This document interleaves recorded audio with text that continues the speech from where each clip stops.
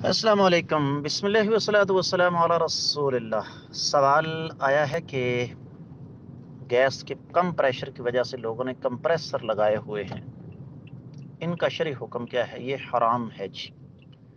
और हराम एक वजह से नहीं, कई एक वजह की बिना पर है।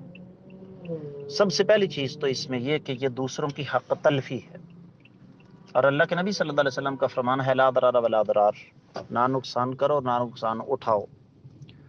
दूसरा नुकसान ये है कि ये जो कंप्रेसर जो कंपनियां बनाती हैं, बेशक आपको गारंटी दें कि ये बिल्कुल महफूज है, लेकिन ये महफूज नहीं है। ये चलता फिरता बम है।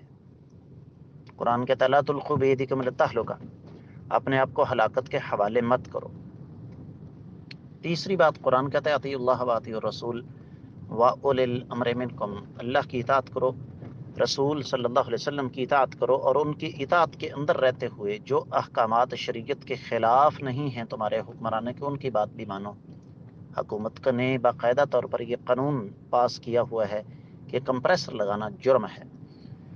फिर रहा यह मसला जी, कंप्रेसर ना लगाएं तो गैस नहीं आती, क्यों ना आए?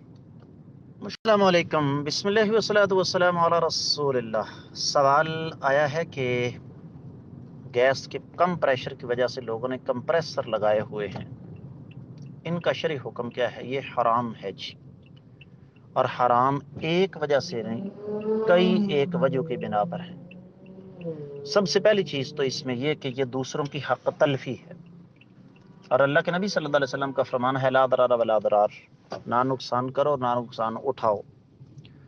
दूसरा नुकसान ये है कि ये जो कंप्रेसर जो कंपनियां बनाती हैं, बेशक आपको गारंटी दें कि ये बिल्कुल महफूज है, लेकिन ये महफूज नहीं है। ये चलता फिरता बम है।